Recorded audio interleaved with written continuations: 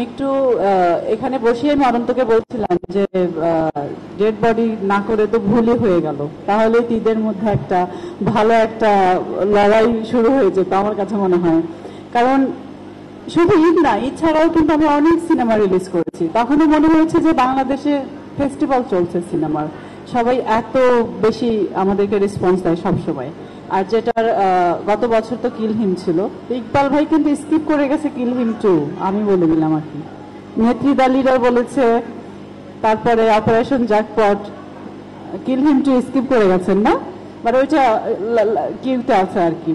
তো যাই হোক, আমার ট্রেলারটা দেখে ভীষণ ভালো লাগলো। আসলে হরর মুভি আমার কাছে মনে হয় যে যারা ইয়াং জেনারেশন তারা খুব পছন্দ করে এই টাইপের গল্প দেখতে। আর একটা জিনিস, আমরা যখন কোনো সিনেমার ট্রিজার দেখি বা ট্রেলার দেখি তখন কিন্তু বোঝা যায় যে সিনেমার গল্পটা কি হতে যাচ্ছে বা গল্পটা কেমন।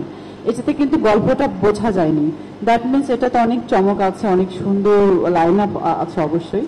তো সিনেমাটা রিলিজ হচ্ছে ঈদে, আমি সবাইকে রিকোয়েস্ট করবো যে সবাই হলে গিয়ে সিনেমাটা দেখবেন। সামনে যারা আছেন তারা তো অবশ্যই যাবেন ইনশাল্লাহ, এবং যারা নিউজের মাধ্যমে দেখবেন সিনেমাটা দেখবেন। আর এই সিনেমাটা যখন গল্পটা রেডি করে ইকবাল ভাই, তখন আসলে আমাকেই বলেছিল ওকে যে বোন তুমি ক্যারেক্টারটা করো। তো আমার কাছে মনে হচ্ছে যে এটা নতুন একটা এক্সপিরিয়েন্স হতো আমার জীবনে, তখন করতে পারিনি, আমি একটু ঝামেলায় ছিলাম কাজ কাম নিয়ে, আমার অফিস নিয়ে। তো ব্যাপার না, আমি করিনি, এখানে আরো দুজন করেছে, মিষ্টি করেছে, বা আরেকজনকে জানলা বললাম অ্যানি। ওকে, তো ওদেরকে খুব ভালো লেগেছে।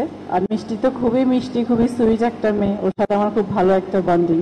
প্লাস এখানে রোশন আছে, হ্যান্ডসাম হিরো, সবার পছন্দের হিরো। আরো সিনেমা তার আরেকটা মেবি আসতেছে, ঈদের 2টা মুভি রিলিজ হচ্ছে।